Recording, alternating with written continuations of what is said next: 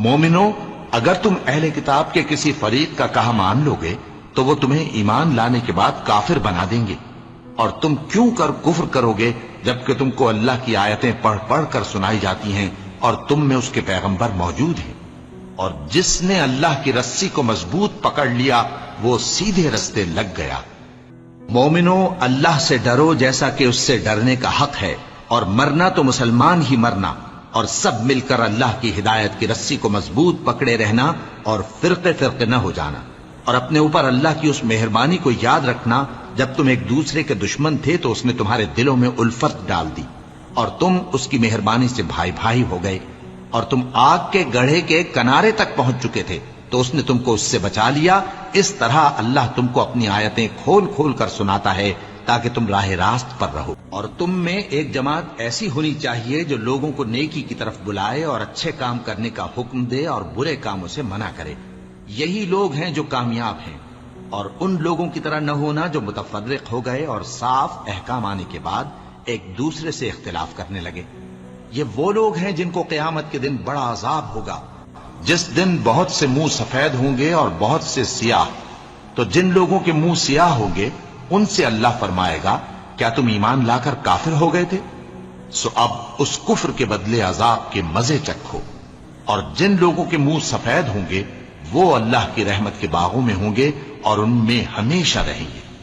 یہ اللہ کی آیتیں ہیں جو ہم تم کو ٹھیک ٹھیک پڑھ کر سناتے ہیں، اور اللہ اہل عالم پر ظلم نہیں کرنا چاہتا، اور جو کچھ آسمانوں میں اور جو کچھ زمین میں ہے سب اللہ ہی کا ہے، اور سب کاموں کا انجام اللہ ہی کی طرف ہے۔ مومنو، تم بہترین امت ہو جسے لوگوں کی ہدایت کے لیے میدان میں لایا گیا ہے کہ تم نیک کام کرنے کو کہتے ہو اور برے کاموں سے منع کرتے ہو اور اللہ پر ایمان رکھتے ہو۔ اور اگر اہل کتاب بھی ایمان لے آتے تو ان کے لیے بہت اچھا ہوتا، ان میں ایمان لانے والے بھی ہیں لیکن تھوڑے اور اکثر نافرمان ہیں۔ یہ تمہیں خفیف سی تکلیف کے سوا کچھ نقصان نہیں پہنچا سکیں گے، اور اگر تم سے لڑیں گے تو پیٹ پھیر کر بھاگ جائیں گے، پھر ان کو مدد بھی کہیں سے نہیں ملے گی۔ یہ جہاں نظر آئیں گے تم دیکھو گے کہ ذلت ان سے چمٹ رہی ہے، بجز اس کے کہ یہ اللہ کی پناہ میں یا مسلمان لوگوں کی پناہ میں آ جائیں۔ اور یہ لوگ اللہ کے غضب میں گرفتار ہیں اور ناداری ان سے لپٹ رہی ہے۔ یہ اس لیے کہ اللہ کی آیتوں سے انکار کرتے تھے اور اس کے پیغمبروں کو ناحق قتل کر دیتے تھے۔ یہ اس لیے کہ یہ نافرمانی کیے جاتے اور حد سے بڑھے جاتے تھے۔ یہ بھی سب ایک جیسے نہیں ہیں۔ ان اہل کتاب میں کچھ اچھے لوگ بھی ہیں جو رات کے اوقات میں اللہ کی آیتیں پڑھتے اور اس کے آگے سجدے کرتے ہیں۔ وہ اللہ پر اور روز آخر پر ایمان رکھتے اور اچھے کام کرنے کو کہتے اور بری باتوں سے منع کرتے اور نیکیوں پر لپکتے ہیں، اور یہی لوگ نیکوکار ہیں۔ اور یہ جس طرح کی نیکی کریں گے اس کی ناقدری نہیں کی جائے گی، اور اللہ پرہیزگاروں کو خوب جانتا ہے۔ جو لوگ کافر ہیں ان کے مال اور اولاد اللہ کے مقابلے میں ان کے ہرگز کام نہ آئیں گے، اور یہ لوگ اہل دوزخ ہیں کہ ہمیشہ اسی میں رہیں گے۔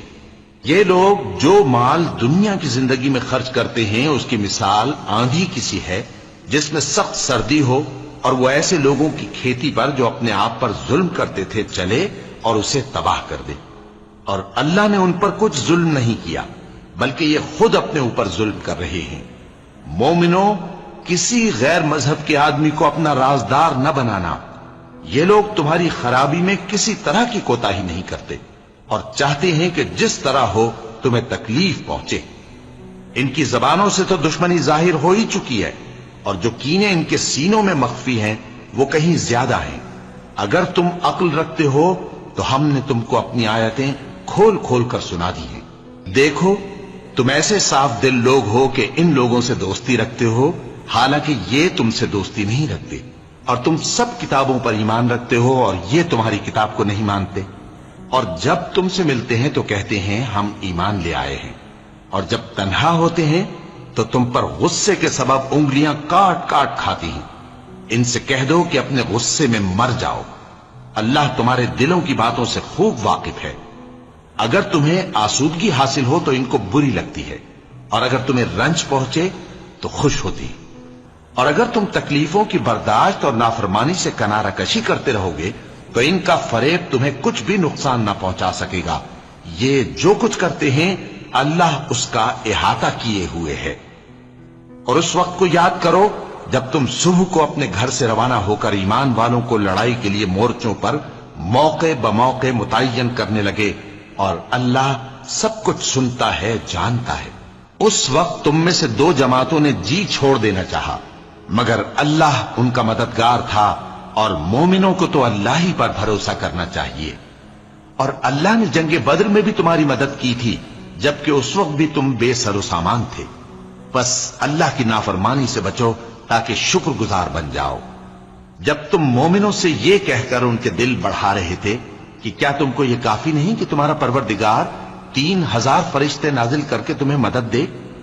ہاں، کیوں نہیں. اگر تم دل کو مضبوط رکھو اور نافرمانی سے بچتے رہو اور کافر تم پر جوش کے ساتھ دفتن حملہ کر دیں تو تمہارا پروردگار 5000 فرشتے جن پر نشان ہوں گے تمہاری مدد کو بھیجے گا. اور اس مدد کو تو اللہ نے تمہارے لیے ذریعہ بشارت بنایا، یعنی اس لیے کہ تمہارے دلوں کو اس سے اطمینان حاصل ہو، ورنہ مدد تو اللہ ہی کی طرف سے ہوتی ہے جو غالب ہے، حکمت والا ہے. یہ اللہ نے اس لیے کیا کہ کافروں کی ایک جماعت کو ہلاک کر دے یا انہیں ذلیل و مغلوب کر دے کہ ناکام واپس جائیں. اے پیغمبر، اس کام میں تمہارا کچھ اختیار نہیں. اب دو صورتیں ہیں، یا اللہ ان کے حال پر مہربانی کرے یا انہیں عذاب دے کہ یہ ظالم لوگ ہیں. اور جو کچھ آسمانوں میں ہے اور جو کچھ زمین میں ہے سب اللہ ہی کا ہے. وہ جسے چاہے بخش دے اور جسے چاہے عذاب کرے، اور اللہ بخشنے والا مہربان ہے. اے ایمان والو، دگنا چوگنا سود نہ کھاؤ اور اللہ سے ڈرو تاکہ کامیاب ہو جاؤ. اور دوزخ کی آگ سے بچو جو کافروں کے لیے تیار کی گئی ہے، اور اللہ اور اس کے رسول کی اطاعت کرو تاکہ تم پر رحمت کی جائے. اور اپنے پروردگار کی بخشش اور اس بہشت کی طرف لپکو جس کا عرض آسمان اور زمین کے برابر ہے، اور جو پرہیزگاروں کے لیے تیار کی گئی ہے، جو آسودگی اور تنگی میں اپنا مال اللہ کی راہ میں خرچ کرتے ہیں اور غصے کو روکتے اور لوگوں کے قصور معاف کرتے ہیں. اور اللہ نیکوکاروں کو دوست رکھتا ہے. اور وہ کہ جب کوئی کھلا گناہ یا اپنے حق میں کوئی اور برائی کر بیٹھتے ہیں تو اللہ کو یاد کرتے اور اپنے گناہوں کی بخشش مانگتے ہیں. اور اللہ کے سوا گناہ بخش بھی کون سکتا ہے، اور جان بوجھ کر اپنے افعال پر اڑے نہیں رہتے.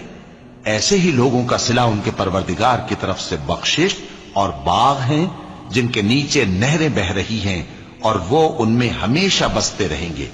اور اچھے کام کرنے والوں کا بدلہ بہت اچھا ہے.